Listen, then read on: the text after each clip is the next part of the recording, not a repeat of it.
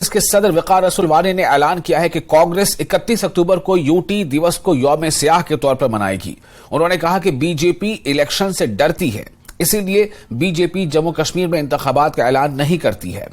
वानी ने बेरोजगारी और दीगर मसाइल पर भी बीजेपी को निशाना बनाया। उन्होंने राजौरी के दौरे के दौरान इन बातों का इजहार किया। राजौरी में रियासती सदर की सदारत में कारकुनों की मीटिंग के दौरान कांग्रेस पार्टी के कारकुनान में लफ्जी जंग और हीटेड आर्ग्यूमेंट्स भी हुए।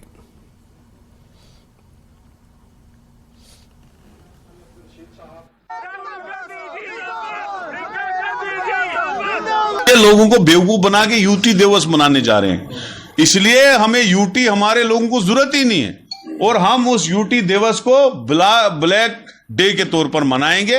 ये मैं ऐलान करता हूं। कांग्रेस पार्टी 31 तारीख को, उस दिन हमारी इंदिरा जी का डेथ एनिवर्सरी होती है, तो वो मनाने के बाद हम ब्लैक डे मनाएंगे, धरने देंगे और हमारी मांग होगी कि ये जल्द अज जल्द जो है रियासत बन जाए। 50 पार के नारे देते थे, वो तो यूएलबी से घबरा गए। उनको पता चला कि हमारा करगिल में भी खाता नहीं था, वहां भी हार गए।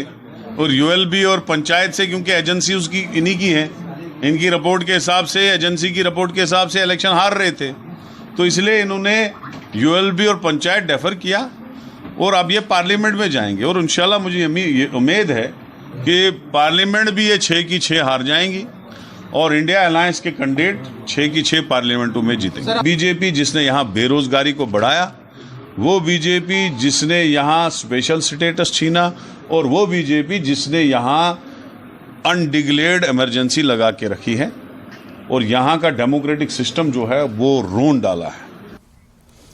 और जम्मू कश्मीर बीजेपी ने वकार रसूल वानी के बयान पर सख्त रद्द-ए-अमल जाहिर किया है। पार्टी के सीनियर लीडर और डिप्टी मेयर बलदेव सिंह भलोरिया ने कहा कि कांग्रेस और दीगर अपोजिशन जमातें मोदी की क़यादत वाली हुकूमत की तरफ से आर्टिकल 370 की मनसूखी के बाद लोगों की फलाह व बहबूद के लिए किए गए बड़े कामों से मायूस हैं। यूटी में तरक्की का नया दौर शुरू हुआ है, इसी वजह से कांग्रेस जैसी पार्टियां खुद को गैर महफूज महसूस कर रही हैं।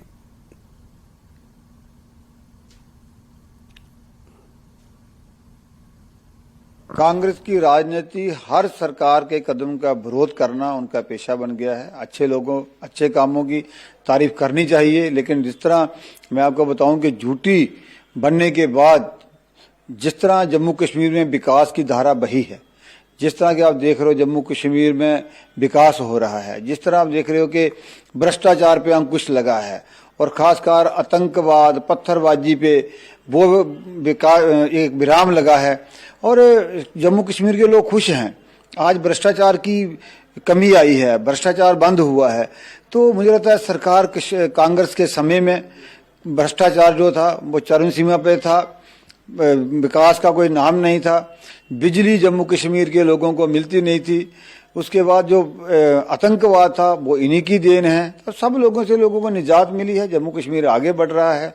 आज टूरिज्म इतना कश्मीर में आया है कि इस बार तो सभी रिकॉर्ड टूटे हैं। तो अगर कांग्रेस इसका भी विरोध करती है तो आपको समझना चाहिए कि इनकी फ्रस्ट्रेशन कितनी है।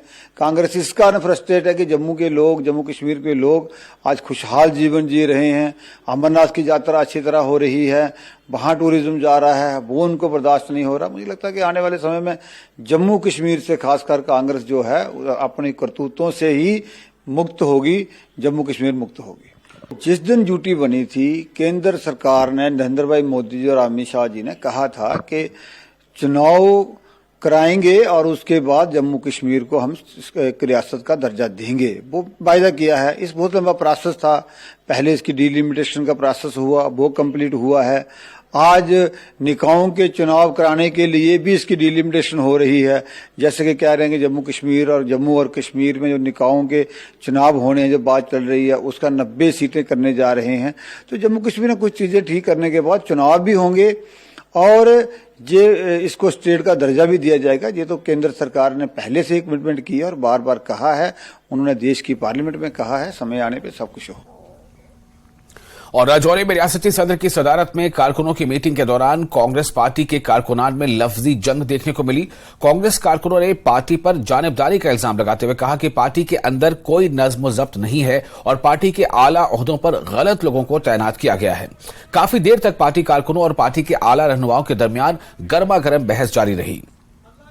आखिरकार पार्टी सदर ने कारकुनों को यकीन दिलाया और कहा कि जिन लोगों को पार्टी में जगह नहीं मिली उन्हें भी जगह दी जाएगी।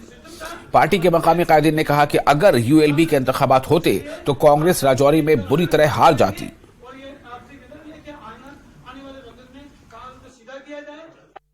अंदरूनी हालात बहुत अच्छे हैं, खूबसूरत है कांग्रेस। कहाँ है अंदरूनी? ये छोटी मोटी रसाकशी हर पार्टी में होती है।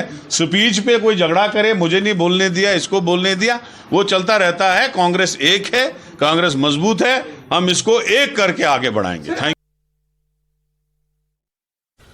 और कांग्रेस ने हाल ही में नई पीसीसी में नायब सदूर जनरल सेक्रेटरी समेत 200 की तादाद में कई नए ओहदेदारों को शामिल करने का ऐलान किया है, लेकिन पार्टी के अंदर दरार जल्द ही उस वक्त खुलकर सामने आ गई जब पार्टी के सीनियर लीडर करण सिंह ने एग्जीक्यूटिव कमेटी का हिस्सा बनने से इनकार कर दिया। उन्होंने खराबी सेहत को इसकी वजह करार दिया। यहां तक कि रिपोर्ट्स में कहा गया है कि बहुत सी कम्युनिटीज, खासकर एसटी कम्युनिटीज भी पीसीसी में मुनासिब नुमाइंदगी न मिलने पर नाखुश हैं। उधर जम्मू कश्मीर कांग्रेस के नायब सदर वेद महाजन ने इन खबरों की तरदीद की है कि कांग्रेस के अंदर कोई झगड़ा और दरार है। सर, न्यूज़ 18 से बात करने के लिए शुक्रिया। सबसे पहले डॉक्टर करण सिंह बड़े लीडर हैं और दिग्गज नेताओं में माने जाते हैं। आप लोगों ने उनको, जो हाईकमान ने एग्जीक्यूटिव मेंबर बनाया था यहाँ पे, लेकिन उन्होंने मना कर दिया। आपको नहीं लगता कि एक सेटबैक है पार्टी के लिए? नहीं, देखिए, इसमें कोई सेटबैक नहीं है। डॉक्टर करण सिंह जी आज भी पार्टी के बड़े सीनियर नेता हैं और उन्होंने कोई पार्टी से रिज़ाइन नहीं दी है। उन्होंने कहा मैं बहुत देर से एक्टिव पॉलिटिक्स में नहीं हूँ, इसलिए मेरा नाम उसमें से डिलीट कर दिया। दिस डजंट मीन कि he is not in the Congress, he is very much in the Congress, लेकिन वो कहते हैं मेरी सेहत इजाज़त नहीं देती कि मैं अब इसमें रह पाऊँ। This is the reason. और कोई ऐसी बात नहीं है कि उनका कोई मन मुटाव है या उनको प्रॉपर प्लेसिंग नहीं हुई, ऐसी बात नहीं है। नहीं, बात यह है कि अगर आपको नहीं लगता कि कुछ दिनों बाद में ही उन्होंने जो लेटर लिखी तो एक गलत संदेश तो जाता है? नहीं, लेटर मैंने पढ़ी है, पूरे कंटेंट मैंने देखे हैं, देयर इज नथिंग सीरियस, कोई ऐसी बात नहीं है। बड़ी डिसेंट लेटर उन्होंने लिखी है, बड़ी डिसेंट वे में लिखी है और जो हम समझते हैं कि जो उनसे हम उम्मीद करते हैं उसी किस्म की उन्होंने चिट्ठी लिखी है। कोई सेटबैक वाली बात नहीं है इससे कांग्रेस को। तो उसका मतलब है कि कांग्रेस ने क्या उनसे पहले मशवरा नहीं किया था? उनको जब रखा इस लिस्ट में, क्या पहले उनसे मशवरा नहीं किया था? आपको नहीं पता था कि वो एक्टिव पॉलिटिक्स में नहीं? क्या आपको नहीं लगता कि हाईकमान ने विदाउट कंसल्टेशन करके उनका नाम रखा? नहीं, ऐसा नहीं होता। इसमें कंसल्टेशन की किसी को कंसल्ट नहीं किया जाता। सीनियरिटी के हिसाब से उनको जगह दी जाती है। तो इस तरह डॉक्टर साहब तो बहुत ही सीनियर मोस्ट नेता हैं, कांग्रेस के हैं, तो इसलिए उनसे पूछने की तो कोई बात ही नहीं। तो उनको प्रॉपर प्लेसिंग उनकी की गई जहां हम समझते हैं, तो ऐसी कोई बात है नहीं। अब मुझे वाइस प्रेसिडेंट बनाया तो दिस डजंट मीन कि मेरे से पूछा गया है। मुझे उन्होंने अपने हिसाब से जो उन्होंने मुनासिब समझा उन्होंने मुझे जगह दी है। न्यूज़ 18 से बात करने के लिए शुक्रिया। वैद महाजन वाइस प्रेसिडेंट है जम्मू कश्मीर प्रदेश कांग्रेस कमेटी के। ये कह रहे हैं कि डॉक्टर करण सिंह ने जिस तरह से इस नए स्ट्रक्चर में, नए एक्सपेंशन प्लान में अपना भागीदार बनने से इनकार किया, ये कोई सेटबैक नहीं है। वो क्योंकि एक्टिव पॉलिटिक्स से अब रिटायर हो चुके हैं, उनकी एज भी हो चुकी है, तो उन्होंने इसी बिना पे इससे दूरी बना लिया। और दूसरा इनका ये दावा है कि जो ये यहाँ पे एक जम्बू टाइप का स्ट्रक्चर बना है पीसीसी का, इससे पार्टी को फ़ायदा होगा, आगे चल के पार्टी और मजबूत होगी और जितने भी आगे के इलेक्शंस हैं उसमें पार्टी और ज़्यादा मजबूती से आगे बढ़े, यही पार्टी का लक्ष्य और इसीलिए इतनी बड़ी पैमाने पे फेरबदल किया गया है। और जम्मू कश्मीर बीजेपी के सदर रविंद्र रैना ने अपोजिशन पार्टियों की मजम्मत की है। रविंद्र रैना ने कहा कि उन जमातों ने बीजेपी को ऐसे मामलात में बेजा घसीटा जो इलेक्शन कमीशन ऑफ इंडिया के दायरे इख्तियार में हैं। जम्मू में न्यूज़ 18 से बात करते हुए रविंद्र रैना ने वाज़ेह किया कि उनकी पार्टी का इंतखाबात से कोई लेना देना नहीं है, सिर्फ इलेक्शन कमीशन ऑफ इंडिया को असेंबली इंतखाबात के इनेकाद की तारीखें तय करने का इख्तियार है। उन्होंने कहा कि अपोजिशन जमातें मायूसी का शिकार हैं। इलेक्शन कमीशन ऑफ इंडिया एक ऑटोनॉमस इंडिपेंडेंट इंस्टीट्यूशन होता है। बहुत सारे जो कंसर्न्स होते हैं उनको देखने के बाद, स्टडी करने के बाद वो इलेक्शंस के मुतालिक फैसला लेते हैं। भारतीय जनता पार्टी एक सियासी जमात है और सियासी जमात होने के नाते हम तो चाहते हैं इलेक्शन हो और बीजेपी तो इलेक्शन के लिए तैयार है। फैसला इलेक्शन कमीशन ने करना है, लेकिन इलेक्शन कमीशन के बारे में गलत बयानबाजी नहीं होनी चाहिए। इलेक्शंस के मुतालिक सरकार से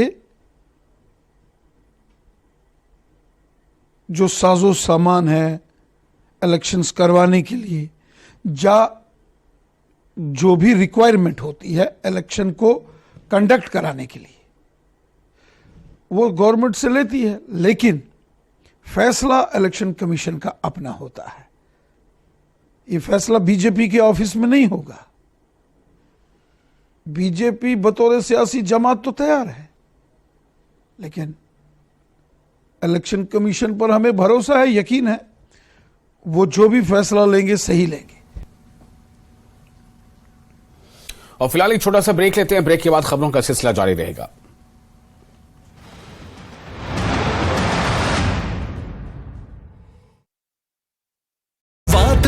लड़कियों ने लिया हिस्सा। जहां देश भर में दशहरे के दिन रामलीला का मंचन हुआ संपन्न, वहीं पुंज नगर के गीता भवन में रामलीला क्लब द्वारा आयोजित रामलीला अगले 3 दिनों तक जारी रहेगी। बारिश के चलते 3 दिनों तक रामलीला का नहीं हो पाया था मंचन। यूनाइटेड नेशन सिक्योरिटी काउंसिल की बैठक में पाकिस्तान ने एक बार फिर उठाया कश्मीर का मुद्दा। भारत ने कश्मीर मुद्दा उठाने पर पाकिस्तान को लगाई फटकार। संयुक्त राष्ट्र सुरक्षा परिषद में भारत के राजदूत आर रविंद्र ने इजरायल गजा संघर्ष को लेकर यूएन में रखी बात। कहा कि भारत बिगड़ती सुरक्षा स्थिति और चल रहे संघर्ष में नागरिक जीवन के नुकसान के बारे में गहराई से चिंतित है। पीड़ितों के परिवार वालों के प्रति हमारी संवेदना और घायलों के शीघ्र स्वस्थ होने के लिए प्रार्थना। इजरायल की गाजा में बमबारी के खिलाफ करगिल में हुआ विरोध प्रदर्शन। महिला संगठन ने सब डिवीजन संकुल में किया प्रदर्शन। इजरायल विरोधी नारों के साथ मुक्त फिलिस्तीन के लगाए नारे।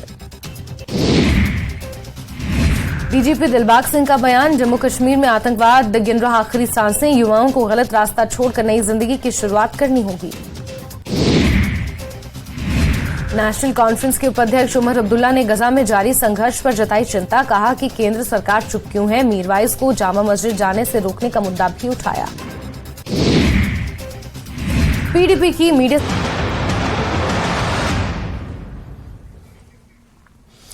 ब्रेक के बाद एक बार फिर आपका स्वागत है न्यूज 18 JKL। इस पर आप देख रहे हैं पहली खबर। General secretary organisation BJP Jammu Kashmir Ashok Kaul ने कहा है कि जम्मू कश्मीर में कुछ अपोजिशन जमातों के दरमियान इंतखाबी इत्तेहाद आइंदा लोकसभा इंतखाबात में बीजेपी को मुतासर नहीं करेगा। वो जम्मू में न्यूज 18 से बात कर रहे थे। जम्मू कश्मीर के साबिक गवर्नर सत्यपाल मलिक के उन इल्जामात का जवाब देते हुए कि बीजेपी ने पुलवामा हमले को सियासी फायदे के लिए इस्तेमाल किया, कौल ने कहा कि चूंकि सत्यपाल मलिक जम्मू कश्मीर में इतने बड़े ओहदे पर रहे हैं, इसलिए इस तरह का बयान उनके लिए मुनासिब नहीं है। कौल ने वाल्मीकि समाज के जेर एहतमाम संत वाल्मीकि महाराज की शोभा यात्रा को झंडी दिखाकर रवाना किया।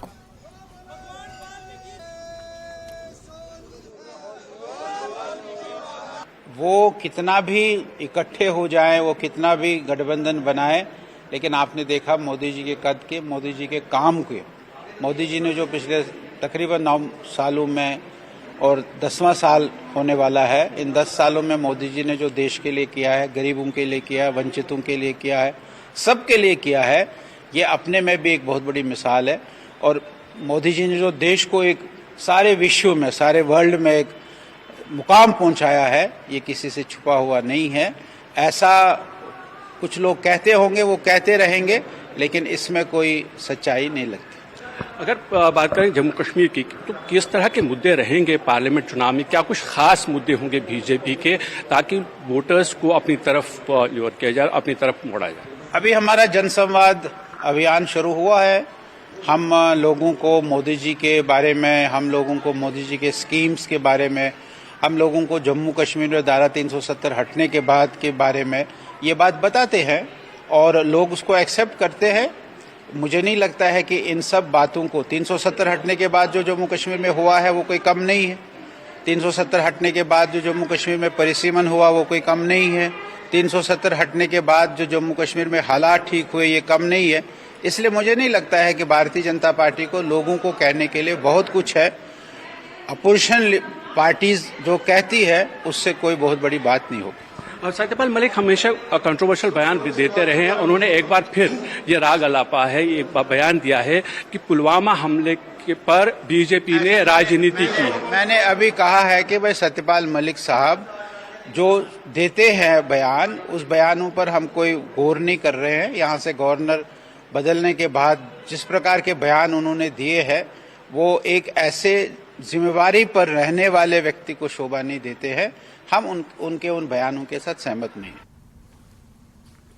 श्रीनगर के कन्वेंशन सेंटर में पेंशनर्स सम्मेलन मुनक्किद हुआ। लेफ्टिनेंट गवर्नर मनोज सिन्हा ने पेंशन से फायदा उठाने वालों के साथ एक इंटरैक्टिव सेशन का इनेकाद किया। कसीर तादाद में मुस्तहिकीन मौजूद थे। 20 मुस्तफीद अफराद को समाअत के आलात और व्हील चेयर्स मिली। सिन्हा ने कहा कि इस सम्मेलन का मकसद ये है कि किस तरह पेंशनर्स, माजूर अफराद और बेवाओं के लिए मुख्तलिफ स्कीमों से फायदा उठाया जा सकता है। बुनियादी मकसद पेंशनर्स और बुजुर्ग अफराद का ख्याल रखना है। मनोज सिन्हा ने कहा कि हमारी सकाफत ने हमें सिखाया है कि अपने बुजुर्गों का एहतराम करें। ये इंतजामिया की जिम्मेदारी बनती है कि वो बेसहारा खानदानों से आने वाले लोगों का ख्याल रखें। पेंशन बुजुर्गों के लिए एक उम्मीद है। उम्र के इस पड़ाव पर बुजुर्ग लोगों की आकांक्षा स्वस्थ और साधारण जीवन जीने की होती है। खासतौर से जो बेसहारा लोग हैं, कमजोर हैं, उनका कोई हाथ पकड़ के चलावे, सम्मान और गर्व के साथ वो स्वावलंबी होकर अपना जीवन यापन कर सके, ये सबकी अपेक्षा है। तो साथियों ने कहा कि साहब बहुत कम है, 5000 कर दीजिए, दवा बड़ी महंगी है। दवा का हमने पहले ही इंतजाम कर दिया है। जम्मू कश्मीर में दवा के लिए किसी को कहीं नहीं भटकना है। गोल्डन कार्ड जिसके पास है उस पूरे परिवार को 1 साल में 5 लाख रुपए के मुफ्त दवा का इंतजाम हो। इसलिए जिसके पास नहीं है, मैंने हमको लगता है 2-3% लोग बचे होंगे जो अपनी लापरवाही से, प्रशासन ने हर कोशिश की है कि इसमें भी 100% सेचुरेशन हो जाए। अभी मैं जब काउंटर पर घूम रहा था तो मुझे हेल्थ डिपार्टमेंट के लोगों ने कहा 93-94% लोगों को ये कार्ड दिया जाएगा। तो आपको कहीं दवा के लिए न पैसा खर्च करना है न जांच के लिए करना है। आप जाएंगे, कार्ड दिखाएंगे तो आपकी सारी व्यवस्था है, इस बात को समझिए। इसलिए उसका लाभ उठाने की जरूरत है। मैं डिप्टी कमिश्नर और उनकी पूरी टीम को इस पुनीत काम के लिए जिस तरह से प्रोएक्टिव होकर के प्रशासन ने काम किया है, मैं उसकी सराहना करता हूं। आंकड़ों से परे हजारों लोगों में आत्मविश्वास की ऊर्जा इससे जागृत होती है और इससे पुनीत काम कुछ नहीं है। मैं सोशल सिक्योरिटी स्कीम, मैंने ये जो पेंशन की स्कीम है, आंकड़े देख रहा था श्रीनगर डिस्ट्रिक्ट। तो एक तो आपको मालूम है कि 2016 तक ये पेंशन 200 रुपए मिलती थी और 2001 तक 100 रुपए मिलती थी। 2001 से 15 साल बाद 2016 तक 1 से और 16 तक 200 रुपए हुई। 16 में जब माननीय मोदी जी देश के प्रधानमंत्री बने तो 200 से सीधा 1000 बढ़ा दिया। तो पहली वृद्धि हुई थी 2001 से 15 साल बाद, और अभी 16 में किया और 22 में 23 में शुरू हो गया, पूरी 5 मिनट करनी। तो इसका एक फार्मूला बना हुआ है। जिस तरह से महंगाई बढ़ती है उसी आधार पर इसमें बढ़ोतरी की जाती है और इसका वर्ष वो 25 है। 25 में भारत सरकार इस पर विचार करेगी और जो सम्यक वृद्धि होगी पेंशन में वृद्धि करेगी। बॉर्डर रोड ऑर्गेनाइजेशन ने अखनूर पुंछ रोड पर 260 मीटर लंबी कैंडी टनल के हवाले से अहम कामयाबी हासिल की है। बॉर्डर रोड ऑर्गेनाइजेशन ने अखनूर से पुंछ तक नेशनल हाईवे 144A पर जारी प्रोजेक्ट संपर्क में एक अहम संग-मेल हासिल किया है। इस अहम मंसूबे को 8 पैकेजों में तकसीम किया गया है। इंजीनियरिंग के काबिल तहसीन कारनामे में 4 सुरंगों में से पहली 260 मीटर कैंडी टनल ने कामयाबी हासिल कर दी है। ये नाकाबिल यकीन कामयाबी बीआरओ टीम की लगन और मेहनत का मुंह बोलता सबूत है।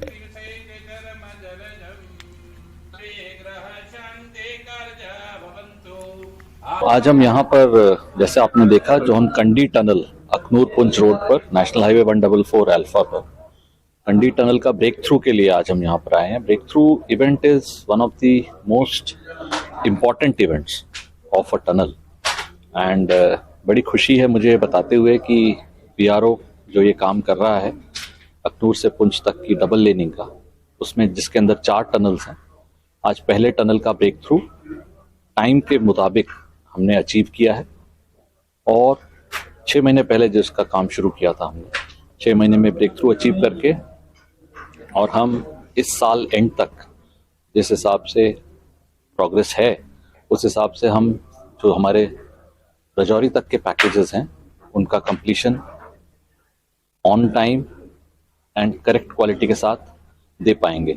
इससे हमारा जो ओवरऑल डिस्टेंस में बहुत कमी आएगी और वो लोगों के लिए न सिर्फ better riding surface but better quality of road and minimum time frame में रजौरी पहुंचने तक का टाइम क्लियर हो पाएगा।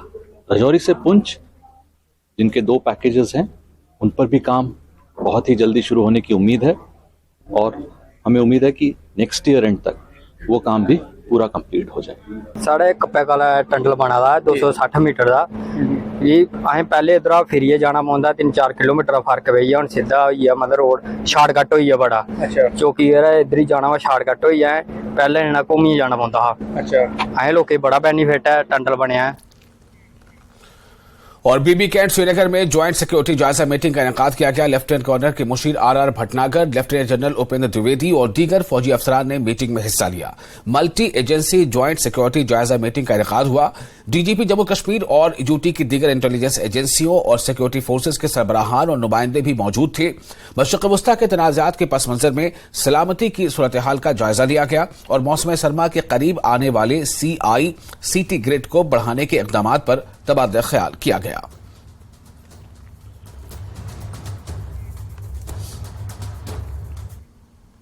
श्रीनगर का इंटरनेशनल फिल्म फेस्टिवल श्रीनगर के टैगोर हॉल में शुरू हो गया है। मुंबई की मारूफ फिल्मसाज बी सुभाष मेहमान खुसूसी थे।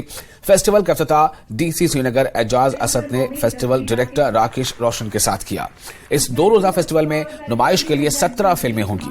फेस्टिवल में 37 से ज्यादा ममालिक से 200 फिल्मों की एंट्रीज मौसूल हुई हैं। फेस्टिवल के डायरेक्टर राकेश रोशन ने कहा कि ये दूसरा एडिशन है और जबरदस्त रिस्पांस मिला है। डिस्को डांसर फिल्मसाज बी सुभाष ने कहा कि इससे कश्मीर के नौजवानों में दिलचस्पी पैदा होगी। कश्मीर में इस तरह के फेस्टिवल को देखना नाकाबिल तसव्वुर है और नई फिल्म पॉलिसी में फिल्म साजों को सब्सिडी फराहम करनी चाहिए। इससे कश्मीर में फिल्म इंडस्ट्री की डायनामिक्स बदल जाएंगी। राकेश जी से गुजारिश करूंगी कि वह हमारे आज के एडवाइजर रोहित हमें शायद खुद भी नहीं पता है कश्मीर के होके कि श्रीनगर को लोग कितना पसंद करते और कितना फेमस है, कि जैसा हमें रिस्पांस मिला। तो हमारी एक इमिनेंट जूरी है जिसके हेड मुश्ताक काक साहब हैं। उन्होंने मिल के जूरी ने ये स्क्रीन की इवेलुएट की मूवीज और उसमें से 30 और डॉक्यूमेंट्री, शॉर्ट फिल्म्स और फीचर फिल्म्स 17 कंट्रीज से शॉर्टलिस्ट हुई हैं और जो यहाँ पे स्क्रीन हो रही है ओवर दीज 2 डेज। इसका मकसद एक तो ये है क्योंकि कश्मीर तो हमारा स्वर्ग है, समझे ना, बीच के थोड़ा गैप था, तो अभी अगर ये फेस्टिवल करके हम थोड़ा प्रोत्साहन मिलेगा। इससे खूबसूरत जगह तो कोई हमारे हिंदुस्तान में कोई नहीं है। इसका यूथ इतना खूबसूरत है, इतना जवान है, इतना भोला है, इनोसेंट है, तो उनको भी काम मिलेगा, कोई एक जोश मिलेगा, तो ये पर्पज हो सकता है। और इसके साथ ही इस बुलेटिन में फिलहाल इतना ही, लेकिन न्यूज़ 18 JKLH पर लगातार बड़ी और अहम खबरों का सिलसिला जारी रहेगा।